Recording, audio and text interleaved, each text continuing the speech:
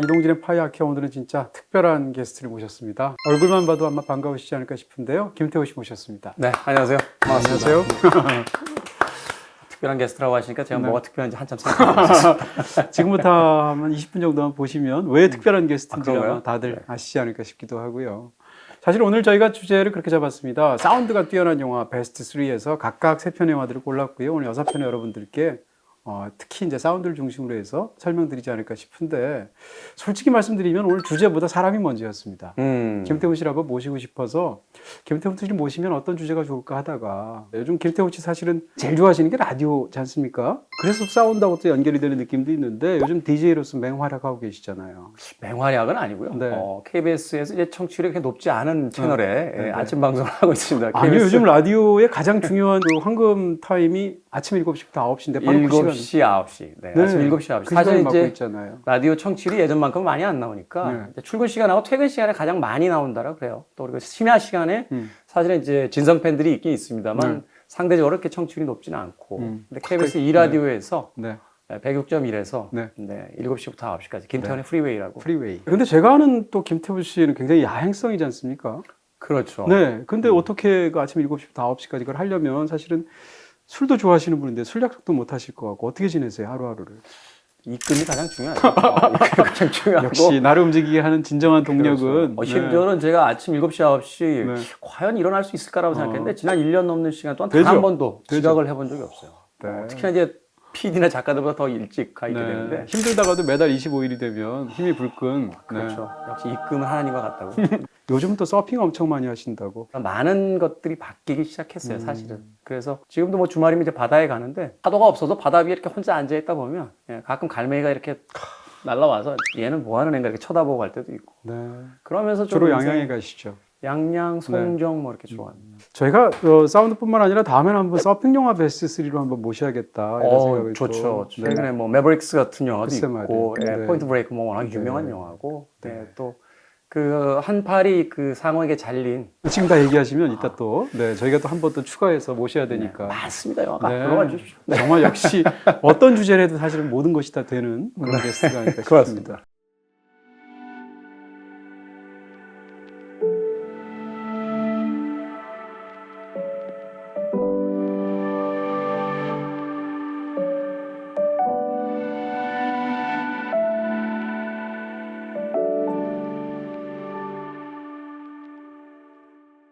자, 이제 본격적으로 사운드가 중요한 영화로 베스트 영화로 꼽아주셨어요. 근데 서로 이제 그 세 편을 각각 골라서 주고받았잖아요. 저는 약간 의외이기도 하고 비슷한 공통점들이 있었어요. 비슷한 공통점도 있고요. 그런 부분을 엮어서 이야기를 해보도록 하겠습니다. 자, 김태훈의 베스트 3 중에서 사운드가 중요한 영화 첫 번째 픽 보여주세요.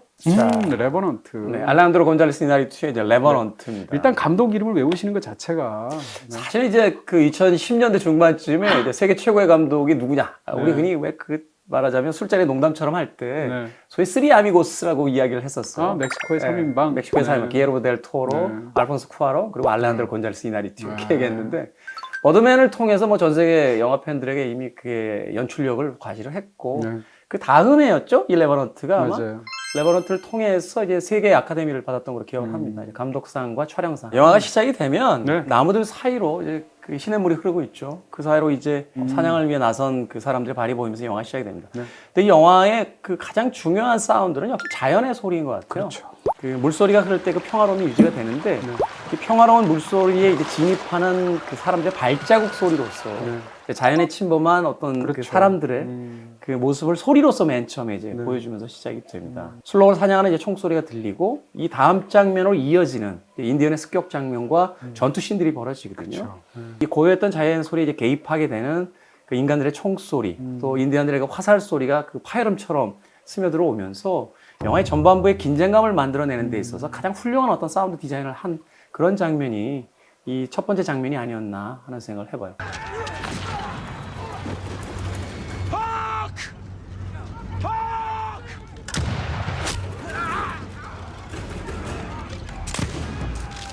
그리고 이런 그 사운드에 대한 태도는 영화가 이제 끝날 때까지도 계속해서 이어집니다.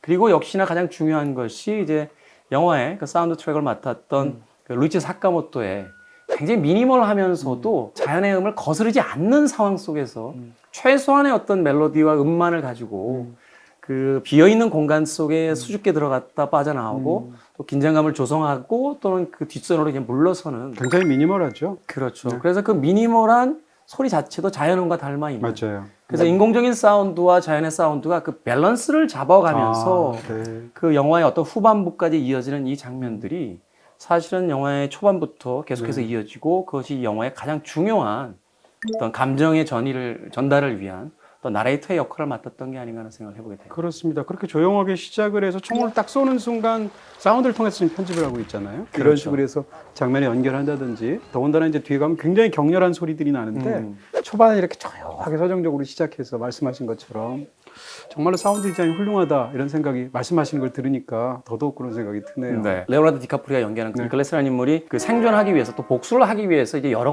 번의 이제 난관을 맞게 되는데 촬영적으로도 굉장히 훌륭하다고 생각되고 사운드적으로도 굉장히 훌륭하다고 생각되는 게 뭐냐면 이 계곡물을 이제 타고서 그 이제 결국 이제 도피하는 그 장면들이 나와요. 대부분의 장면들이 이제 롱테이크로 이제 찍혀 있어서 시점이 계속 바뀌면서 그 긴장감을 유지하다가 그 이 긴박한 상황을 그 아주 격렬한 물소리로서 탈출을 이제 감행하는 한 남자의 그 이야기가 영상과 현장에서의 사운드를 통해서 아주 완벽하게 또 보여주고 있거든요. 맞아요. 네. 그래서 이 영화에서 가장 중요한 것은 사실은 대사들이라든지 혹은 어떤 영화의 줄거리, 플롯 구조 뭐 이런 것들보다는 이 사운드가 설명하고 있는 어떤 그러네요. 그 정서들, 긴장감들 또 어떤 내면에 대한 그 심상들 이런 것들이 아니었을까 또 생각해 보게 됩니다. 그 데이빌 린치가 한 말 중에 이제 제가 좋아하는 말이 그런 말이 있어요. 영화는 50%의 비주얼과 50%의 사운드로 이루어졌다.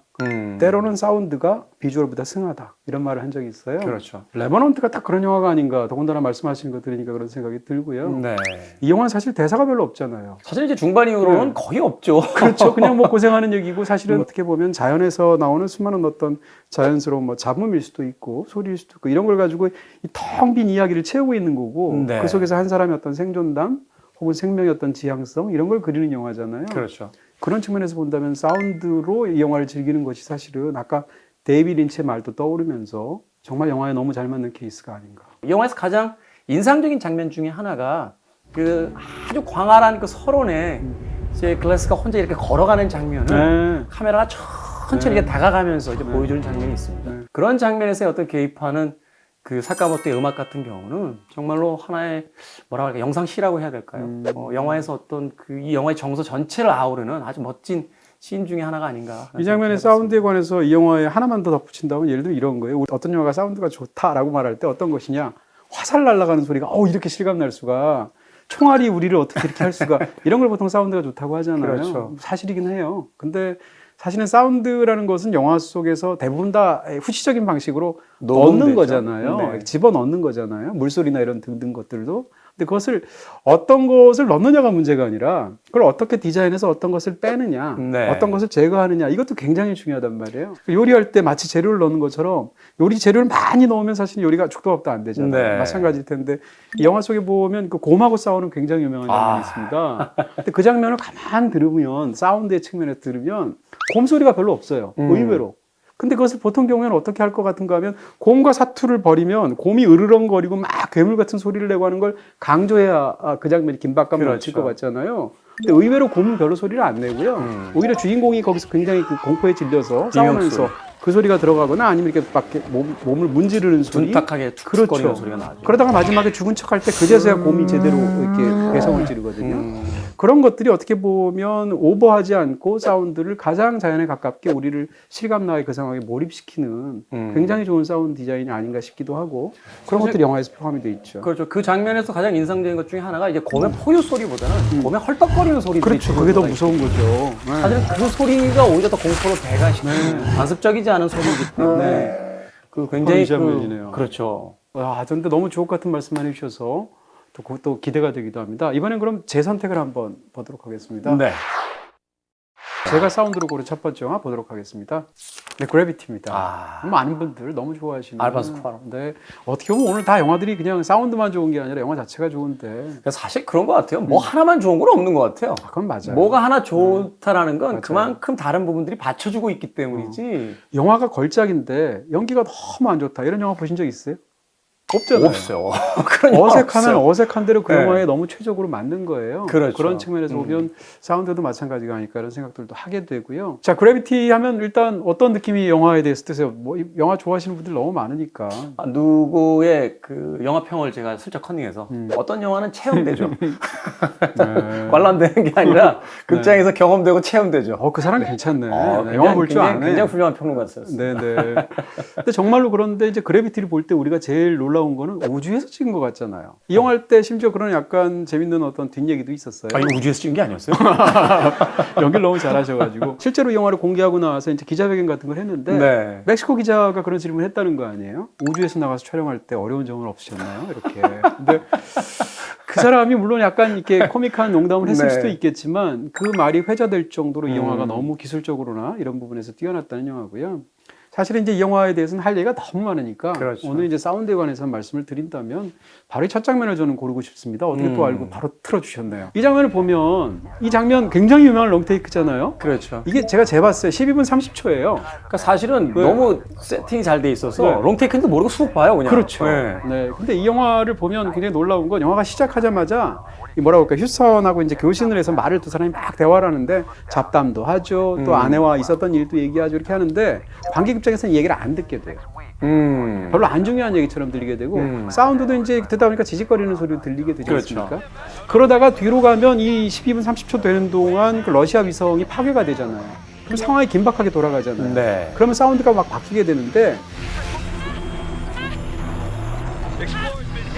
지금 12분 30초밖에 안 되는 물론 시간은 어마어마하게 길지만 하나의 쇼트 안에 들어갈 수 있는 사운드 디자인으로 거의 완벽에 가까운 그런 장면이 아닐까 이런 생각이 들고요.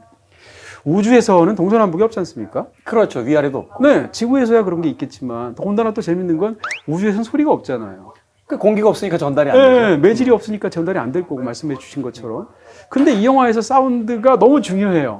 그러니까 너무 역설인 거죠. 네. 제목은 그래비티인데 우주에 나가면 중력이 없잖아요. 그렇죠. 근데 중력이라는 게 영화에서 시각적으로나 내용적으로나 아니면 주제적인 측면에서 너무 중요해요. 중력이라는 것 자체가 인간과 인간 사이의 어떤 관계 이런 거니까. 그런 부분에서 역설적으로 너무 훌륭한 부분이 있고요. 처음에 이 러시아 그 위성과 관련돼서 파편들이 날아올 때 처음 거는 그냥 지나가긴 하죠. 네. 그러다가 이제 다시 오게 되면 이제 충돌을 하게 되는데 여기서 이제 가장 중요한 건 사운드에 요영하는 느낌 같은 거예요. 그러니까 우리가 이제 우주에 나갔다는 걸 시각적으로 느끼려면 카메라가 어떻게 보여줘야 되냐. 여기처럼 끊임없는 동선을 통해서 보여주잖아요. 그렇죠. 근데 그 카메라에 보여주는 그 시각적인 부분과 청각적인 체험을 일치시키는 거죠. 말하자면 이제 네. 그 우리가 이렇게 보고 들을 때와 이렇게 보고 들을 때 그렇죠. 소리의 음량이나 이제 음질이 달라지니까. 그렇습니다. 그러니까 두 사람이 대화를 할 때도 그렇습니다. 누가 왼쪽에 서느냐 오른쪽에 서느냐 우리가 보는 화면의 그 위치에서 그럴 때마다 사운드가 달라지고 대화도 달라지게 되고요. 네. 그 다음에 굉장히 중요한 건 사운드의 운동감이에요. 예를 들면 우주에서는 아까 말씀드린 대로 위아래가 없고 좌우도 없고 남북도 없지 않습니까? 그런 상황에서 내가 우주의 어딘가에 있다라고 가정을 해야 이 체험이 느껴지지 않겠어요? 그렇죠. 기준점이 있어야지만 그쵸? 이제 어느 동서남북에 대한 어떤 방향 감각이 잡힐 테니까. 바로 그렇습니다. 근데 그 기준감을 어떻게 주느냐? 청각적으로 두는 거예요. 예를 들면 이제 이런 것들은 이제 사실은 어떻게 보면 우주의 역사를 보거나 많은 것에서 많이 활용하는 것 중에 하나가 도플러 효과라는 게 있지 않습니까? 도플러 효과 있죠. 소리가 가까이 다가올 때는 소리가 올라가지 않습니까? 올라가죠. 멀어지면 소리가 내려가지 내려가고. 않습니까? 예를 들면 그런 걸 포함해서 나오는 어떤 부분들을 영화에서 굉장히 잘 활용하고 있는 건데 지금 이 장면도 마찬가지예요. 바로 직전까지 버클을 제거를 해서 돌아갈 때 그 직전까지는 사운드가 막 급박하게 휘몰아치다가 이 버클을 엉켜있다가. 해제하는 순간 갑자기 사운드 디자인이 정반대로 바뀌게 되고요. I can't see you anymore. Do it now. Houston, I've lost visual, Dr. Stone. Houston, I've lost visual, Dr. Stone. 이 사람이 이렇게 막 뒹굴지 않습니까? 라이언 박사가. 그럴 때 어떤 사운드적인 혼란감을 준다든지 이런 것들을 주게 되고요. 이러다가 뒷분이 가서 상황이 정리가 되면 또 굉장히 정제된 방향감을 통해서 이 사운드를 만들어주는 거죠. 이런 식으로 기본적으로 우리가 이제 이 영화를 보고 나서 아 우주에 갔다 온 것 같아라고 생각할 때 네. 그 우주에 갔다 온 것 같은 느낌이 기본적으로는 이 영화가 보여준 것 때문에 생긴다고 생각하는데 영상 때문에 생긴다고 생각합니다. 네, 그것도 사실이지만 상당 부분은 사실은 사운드 때문에 생긴다는 거예요. 그런 것들을 이 초반에 정교한 사운드 디자인과 뛰어난 음질과 그것의 어떤 조합, 사운드 믹싱 이런 것들로 사실은 보여주는 명장면이라는 거죠. 사실 그게 맞는 이야기인 것 같아요. 네. 우리가 극장에서 볼 때와 집에서 TV로 볼 때 어떤 근본적인 차이가 사실은 영상의 크기라고 생각을 하는데 그게 아니라 사실은 사운드에 있는 것이 아닌가 하는 생각을 하거든요. 그렇죠. 이 극장에 있을 때 이제 관객을 중심으로 해서 사운드가 디자인될 때 네. 왼쪽과 오른쪽 뭐 그 정도 분리는 요새도 집에서도 할 수 있겠습니다만 네. 그 360도 전체를 이제 사용하는 어떤 사운드의 어떤 디자인 같은 것들이 사실 이제 집에서 어떤 한정된 어떤 예산을 가지고 만들어낼 수 있는 AV 시스템을 가지고는 이제 경험할 수 없는, 체험할 수 없는 부분들인데 이야기하신 것처럼 이 첫 장면은 급박한 일을 당하고 혼란 속에 빠졌을 때 관객석에서 똑같은 것을 체험하게 되거든요. 그렇죠. 네. 그래서 사실은 그 굉장히 혼란스러우면서도 현장감이 굉장히 뛰어났던 그런 장면을 저도 기억을 하고 있습니다. 네, 그런 부분에서 사실은 어떻게 보면 우주에서 소리를 표현한다는 것은 어떻게 보면 무에서 유를 창조하는 거잖아요. 그런 측면에서도 굉장히 뛰어나고, 일단 많은 사람들이 이제 생각을 잘 안 하는 것 중에 하나가 사운드 하면 우리는 어떤 효과만 생각한단 말이에요. 그렇죠. 여러 가지로. 근데 이 사운드라는 것은 대사도 사운드예요. 그렇죠. 그러니까 대사가 보통 우리는 어떤 내용을 전달하기 위해서 중요하다고 생각하지만 많은 영화 감독들이나 이제 영화를 만드는 사람들이 예를 들면 내레이션의 경우에 이 어조나 음조나 그 인토네이션 이런 것들 자체가 중요하기도 하거든요. 네. 음량도 중요하고 또 소리가 어떻게 울리느냐도 중요하단 말이에요. 그런 부분에서 이 영화 속에서 등장하는 대사가 어떻게 처리되는지도 굉장히 중요하고요. 한 가지만 더 말씀드린다면 이게 우주에서는 소리가 없다는 건데 소리를 사실 어떻게 보면 계속 어떤 식으로든 채워서 음악과 음향을 분리하지 않고 이렇게 영화를 설명하다가 중간에 보면 코왈스키, 조지 클루니가 주인공의 환상 속에서 바깥에서 이렇게 막 들어오려고 할 때 그때는 소리를 잘 들려줘요. 네. 그러다가 문을 열고 들어오는 순간 그때부터 사운드를 완전히 뮤트로. 없애서 그렇죠. 그래서 오히려 역설적으로 사운드의 중요성을 강조하게 되는 그러면서 굉장히 어떤 환상이 주는 효과를 청각적으로 각인시키는 이런 장면이 있잖아요. 사실 현실적이라면 바깥에 있을 때 안 들리고 이제 안에 들어와 소리가 들리는데 그걸 그럴 수 역, 있죠. 역으로 이제 배치함으로써. 맞습니다. 어떻게 보면 약간 심리적인 사운드인 건데 그런 측면에서 이 영화의 사운드 디자인은 굉장히 탁월하다.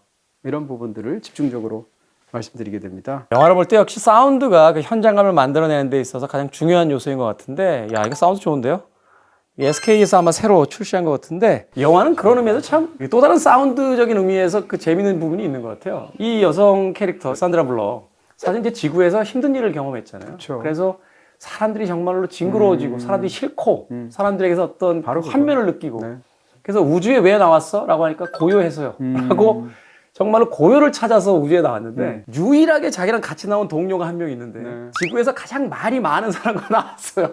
그래서 앞서 이야기하신 영화의 그 초반 13분 동안 네. 끊임없이 떠듭니다. 맞아요. 이거 사람이 싫어서 우주로 나왔고 사람이 없어서 우주가 좋은 사람이에요. 그래서 고요해서요라고 말하는데 그 영어로 들으면 더 사일런스 이렇게 딱 말을 하는데 네. 소리가 안 들려서 좋단 말이에요. 근데 정작 이 영화의 어떤 역설적인 상황하고도 굉장히 비슷해서 이 사운드에 관한 얘기처럼 들리기도 하고. 그렇죠.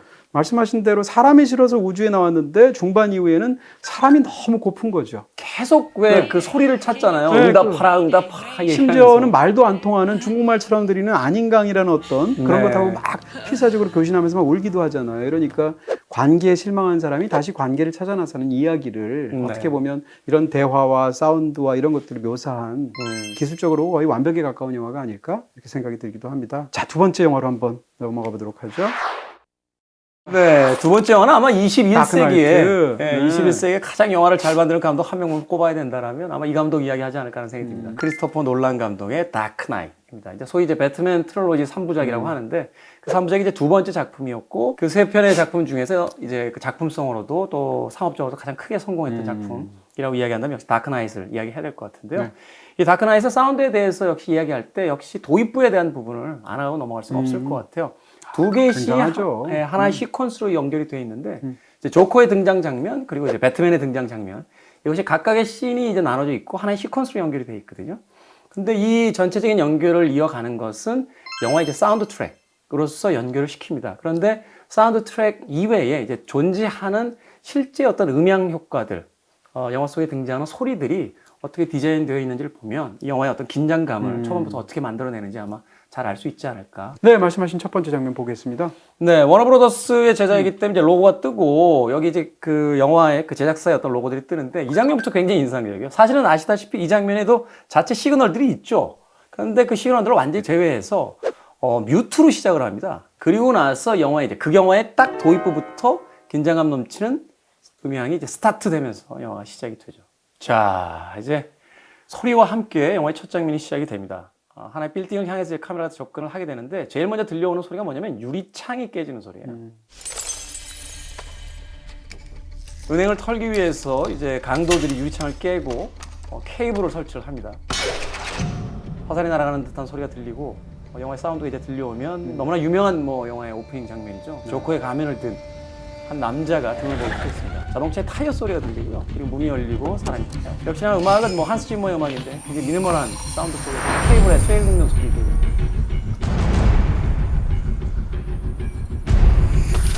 이 영화의 첫 장면이 굉장히 중요한 이유 중에 하나가 뭐냐면 은행을 털기 위해서 이 강도들이 벌이고 있는 하나의 그 액션의 장면들을 다 소리로서 들려줍니다. 네.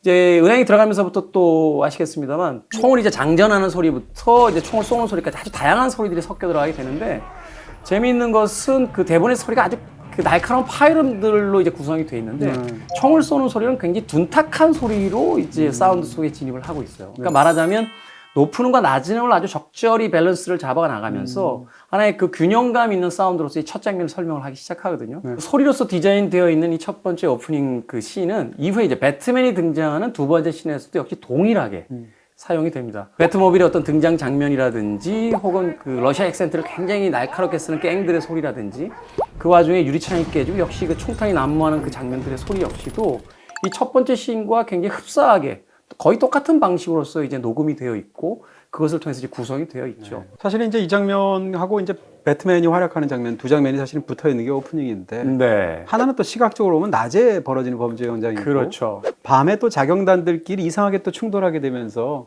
어떻게 보면 일종의 해프닝이잖아요.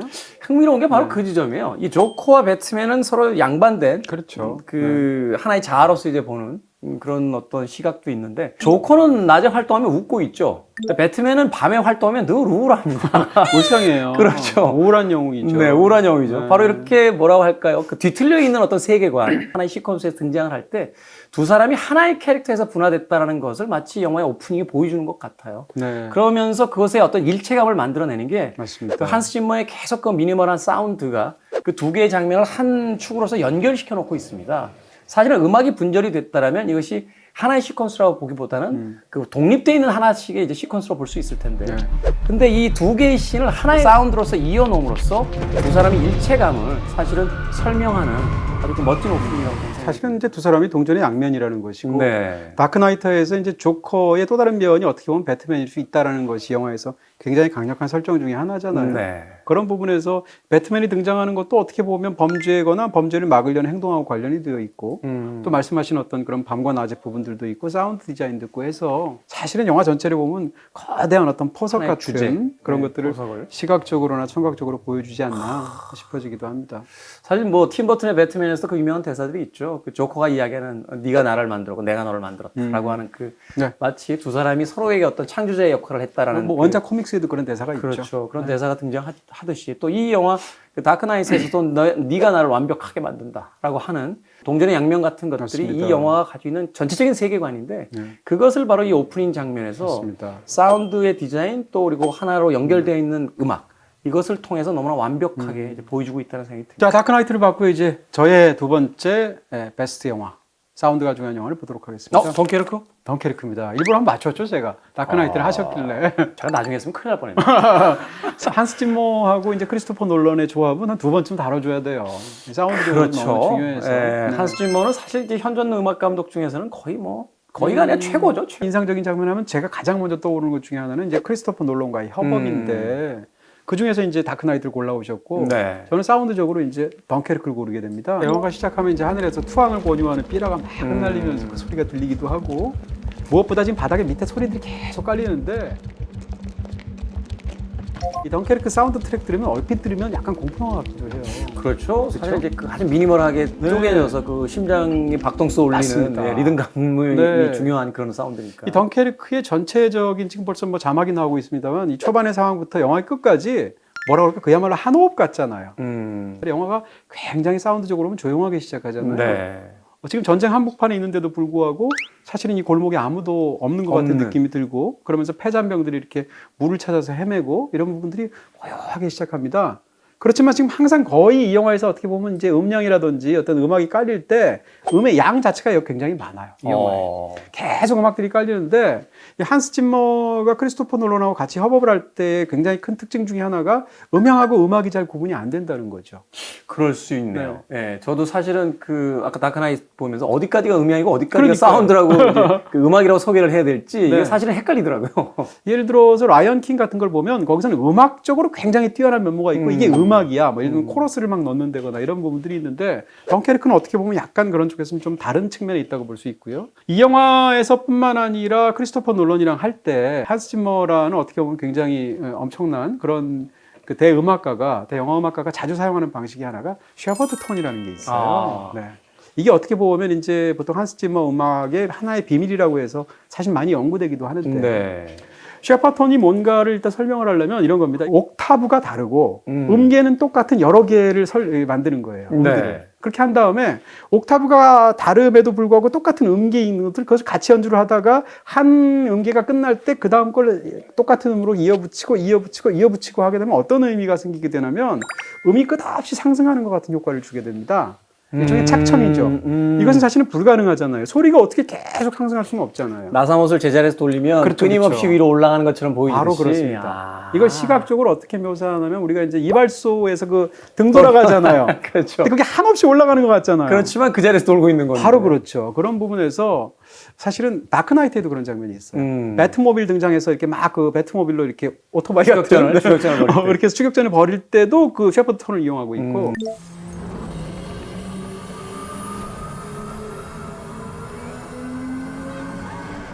이 영화에서는 셰퍼톤을 굉장히 많이 이용합니다. 특히 이제 초반에 지금 이 장면, 잔교에서 이 방파제에서 벌어지는 일들을 할 때 특히 이제 폭격 장면이 잠시 후에 나오게 되잖아요. 그러니까 셰퍼드 톤을 이용해서 약간 변형을 시켰어요. 그렇게 해서 이 긴장되는 상황을 관객을 계속 사로잡게 되고 네. 뒷부분에 가서 이제 클라이맥스가 이 세 가지 이야기 한 군데 모이지 않습니까? 플롯이. 그 순간에 이제 콜린스라는 그 전투 조종사가 떨어지잖아요. 네. 그 물속에서 탈출하려고 하잖아요. 거기서도 역시 셰퍼톤을 이용하게 되는데 지금 이제 관객이 들리는 것은 사실 이제 음악을 듣고 있는 건데 네. 이들이 듣고 있는 것은 이제 비행기가 날아오는 소리를 듣고 있는 거죠. 그렇죠. 슈투카가 이제 오는 그 소리를 사운드로 먼저 듣는데 그것을 관객들이 시각적으로 보기에 앞서서 이 관객들이 뭐라고 그럴까요? 그들의 리액션으로 보는 거죠. 그 사운드에 대한 리액션을 통해서 고개를 먼저 돌려서 네네네. 뭐가 오고 있다는 걸 보여준 뒤에 그 사이에 얼마나 그것이 공포스러운가를 느끼게 되고 이제 슈투카가 등장하게 됩니다. 이 소리는 가까이 다가올수록 점점 올라가죠.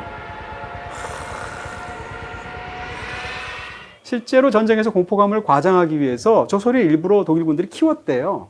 상대들의 오히려. 어떤 심리적인 어떤 그 이유로. 사실 그리고 나서- 사운드라는 게 공포를 네. 조성하는 게 고대부터 왜 전쟁 나갈 때 북을 치잖아요. 그래서 기를 죽이는 거예요. 귀를 죽이는 소리로. 네.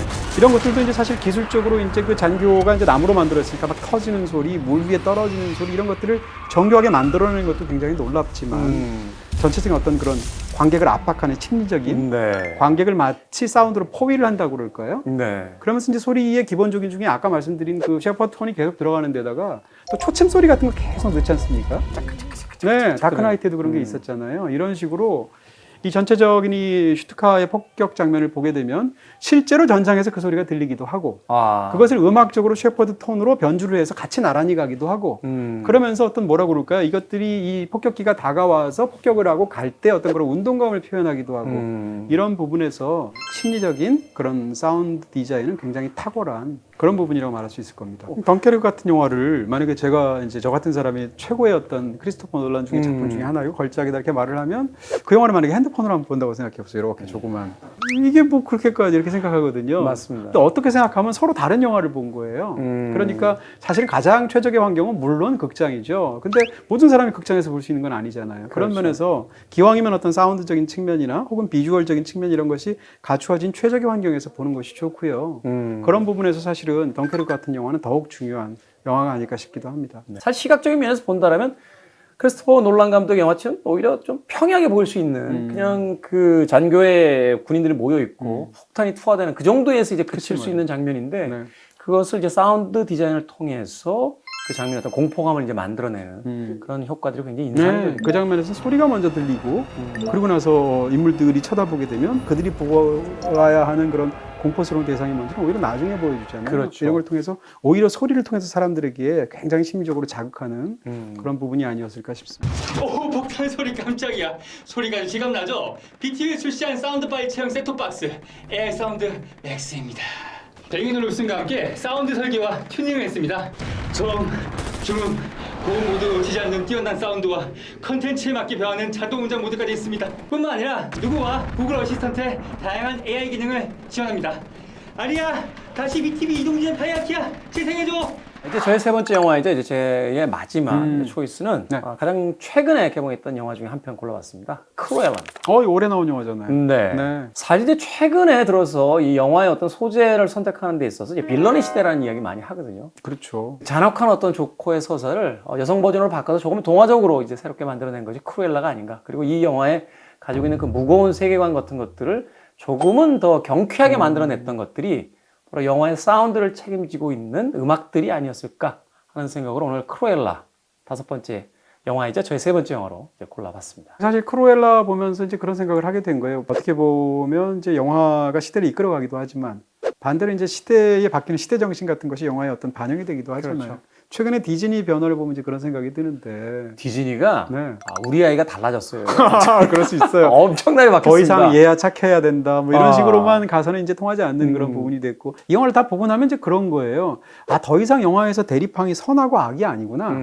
개성 없음과 개성 있음이구나. 네. 쿨하지 않음과 쿨함이구나. 무엇보다도 내가 나의 삶을 사는 것이 영화에서 가장 중요한 과제이구나. 이런 것들인 거예요. 영화를 보면 사실은 그것이 정확하게 에스텔라라는 어떤 본성과 네. 또 다른 본성이니 크루엘라라는 크루엘라. 본성이잖아요. 이 두 가지인데 사실은 전통적으로 보면은 디즈니의 주인공은 에스텔라가 크루엘라를 이기죠. 누르고 에스텔라가 이겨야 되잖아요. 근데 크루엘라가 이기지 않습니까? 크루엘라 이름도 크루엘라 드 빌이지 않습니까? 그렇죠. 이걸 그냥 그대로 읽는 대로 영어식으로 읽어버리면 잔혹한 악마가 된단 말이에요. 네. 이런 식으로 사실은 어떻게 보면 빌런의 이야기를 갖고 와서 오히려 개성 넘치는 사람을 굉장히 흥미로운 주인공으로 만들어내는 그런 이야기에 이제 먹히는 시대가 됐다는 게 보여지고요. 우리가 아들이 아버지 넘어서는 얘기는 너무너무 많이 봤거든요. 그렇죠. 근데 이것을 딸이 어머니 넘어서는 얘기를 본 것은 굉장히 새롭단 말이에요. 그런 측면에서도 크루엘라가 갖고 있는 어떤 그런 변주의 쾌감 같은 게 있지 않겠나 싶습니다. 아버지와 아들, 엄마와 딸이라는 상징적인 용어를 썼습니다만 결국 이제 기성세대를 넘어서는 젊은 세대들의 이야기가 이 크루엘라의 어떤 주제로서 굉장히 잘 자리 잡고 있고 그래서 또 많은 분들이 이 영화를 사랑하지 않았나. 그런데 이 영화가 채택하고 있는 전략이 굉장히 흥미로운 건 네. 바로 가장 현대적인 주제를 다루고 있는데 시간은 1970년대로 가게 되고 네. 음악은 60년대부터 70년대 과거의 히트곡들을 사용하고 있단 말이죠. 가장 인상적으로 이제 처음에 제가 이제 듣게 됐던 음악은 롤링스톤스의 She's a Rainbow라는 곡이 등장을 하거든요. 이 장면이죠. 네. 이제 소녀였던 에스텔라가 네. 자신의 이제 그 신분을 이제 속이기 위해서 네. 감추기 위해서 이제 트레이드 마크와도 같은 저 투톤의 머리를 이제 염색을 합니다. 그러면서 성인 에스텔라로 이제 바뀌죠. 네. 자, 이렇게 등장할 때 나오는 빨간 장면이 머리로. 바로 음악이 롤링스톤즈의 She's a Rainbow예요. 그 영화를 보면서 참 흥미로웠던 건 뭐냐면 레퍼런스가 풍부하지 않을 때는 사실은 영화의 어떤 장면과 그 멜로디, 리듬감을 맞추는데 이제 곤란하기도 힘든 것이 음악인데 이 영화는 처음부터 끝까지 거의 대부분 등장하는 음악들이 이 영화의 상황과 아주 딱 맞아떨어지는 그 노랫말을 가지고 있어요. 하죠. 네. 이 사실은 이제 에스텔라가 그 자신의 어떤 정체성을 숨기면서 시작이 되지만 결국 이제 크루엘라라고 하는 또 다른 정체성으로 넘어가는 이야기예요. 결국 그녀가 가지고 있는 다중적인 어떤 성격들이라든지 그 다채로운 어떤 패션에서 일을 하게 됐을 때 펼쳐지는 색채감이라든지 이런 어떤 두 가지의 측면에서의 의미를 She's a Rainbow라고 하는 그 노래의 제목만으로 이미 충분히 설명을 해내고 있습니다. 네. 네. 이 영화가 사실 시각적으로 굉장히 화려한 영화이고 또 패션계를 다루고 있잖아요. 네. 그런 분의 색깔이 굉장히 중요한데 어떻게 보면 색깔을 사용하는 영화의 방식이 음악을 사용하는 영화의 방식하고도 굉장히 또 비슷해 보이는 그렇죠. 측면이 사실은 있죠. 음악의 톤이 어떻게 바뀌느냐와 색감의 톤이 어떻게 바뀌냐가 영화에 주는 효과가 비슷한데 바로 그것을 아주 절묘하게 영화 속에서 사용을 하고 있습니다. 네. 자, 이 장면인데요. 이제 그 에스텔라가 그 남자 부인의 어떤 왕국에 이제 들어왔는데 이제 뒷모습으로 이제 처음 등장하게 되는데 아주 그 묘한 걸음걸이와 함께 이 니나 시몬의 그 흐물거리는 듯한 그 리듬과 함께 등장을 해요. 원래 영화에서 뒷모습으로 등장하는 사람은 거물이에요. 그렇죠. 네. 지금 사실 위치를 통해서도 위에 일부러 인물을 배치하고 있죠. 그렇죠. 그래서 이 인물의 어떤 위험이나 이런 존재감을 부각시키고 있습니다. 이후에 이제 이어지는 장면들을 보게 되면 그 남자 부인의 어떤 그 패션쇼 현장에 난입을 해서 이제 크루엘라가 자신의 그 존재감을 드러낼 때가 그 장면 있는데 제일 멋있잖아요. 네. 그 자동차에서 내리려고 하는 남자 부인을 자동차 안에다가 이제 그 줄을 사면서 묶어놓고 그 자동차 위에 선보이는 장면 같은 것들이 등장을 하거든요. 네. 바로 그런 장면들이 그 관계 역전 같은 것들을 아주 영민하게 디자인하고 있다 이렇게 볼 수 있죠. 그걸 인정하지 못하기 때문에 이 악당이 사용하는 방식이 절벽에서 미는 거죠. 그렇죠. 높이의 어떤 감각 추락시키는. 때문에 그런 네, 부분에서도 이런 어떤 디자인들이 되어 있습니다. 크루엘라는 뭐 거의 사운드 트랙의 그 영화라고 볼 수도 있어요. 네. 그 뮤지컬 용어 중에서 송스루라고 하잖아요. 네, 네. 그 처음부터 끝까지 오직 대사 음악으로서만 없이, 네. 대사 없이 음악으로서만 연결하는 이제 장르를 이야기하는데 뭐 크루엘라는 거의 그 정도까지는 아닙니다만 영화에서 이제 음악들을 눈여겨서 이제 그 귀담아서 듣게 되면 거의 송스루의 그 뮤지컬처럼 효과를, 느껴질 정도로 처음부터 끝까지 계속해서 음악들이 흘러나와요. 네. 사실 앞서 이야기한 것처럼 이런 종류의 영화라고 한다라면 그 거물급 아티스트의 곡이 뭐 5곡에서 10곡만 있어도 엄청난 사운드 트랙이라고 이야기하게 되는데 20곡이 넘어가는 음악이 그쵸. 영화 안에 빼곡히 들어차 있습니다. 그런 의미에서 앞서 이야기했던 여러 편의 영화들이 뭐 음향이라든지 또는 어떤 음향 효과, 뭐 사운드 이런 것들을 이야기합니다만 영화에 있어서 최고의 사운드는 역시 음악이 아닐까 하는 생각을 다시 한번 해보게 되고요. 네. 그런 의미에서 이제 모든 그 상황이 끝난 뒤에 그 남자 부인의 저택에 이제 크루엘라가 입성을 하게 되는 장면이 나오는데 네. 그때 나오는 음악이 바로 이 영화의 실질적인 주제곡이라고 볼 수 있는 음악이 등장을 해요. 그게 뭐냐면 롤링스톤스의 그 유명한 Sympathy for the Devil입니다. 그러니까 영화의 그 후반부에 자신이 자신의 어떤 정체성을 분명히 규정하잖아요.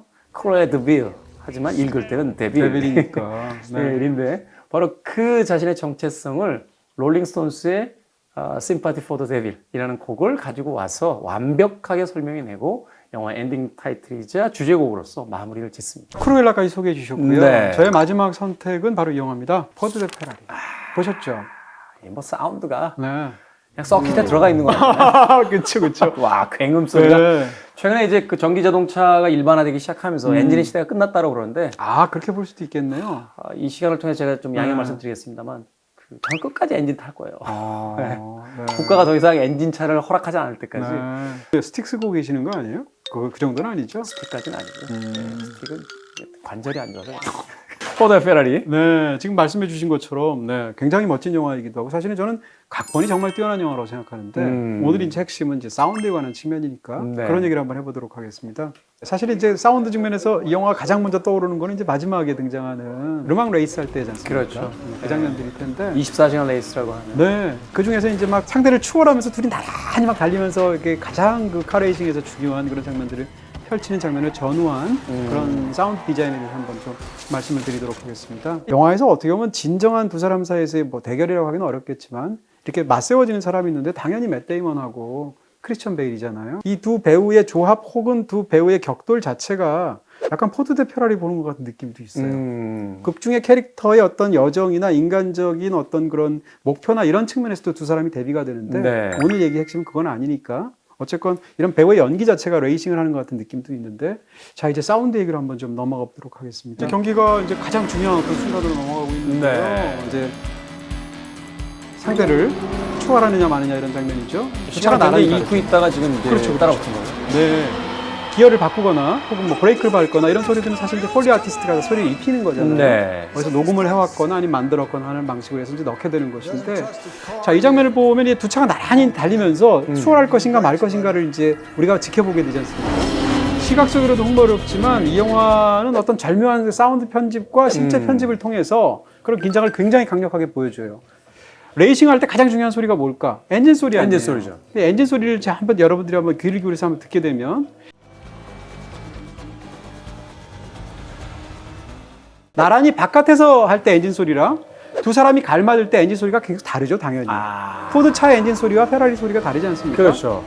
바로 이런 장면들이죠.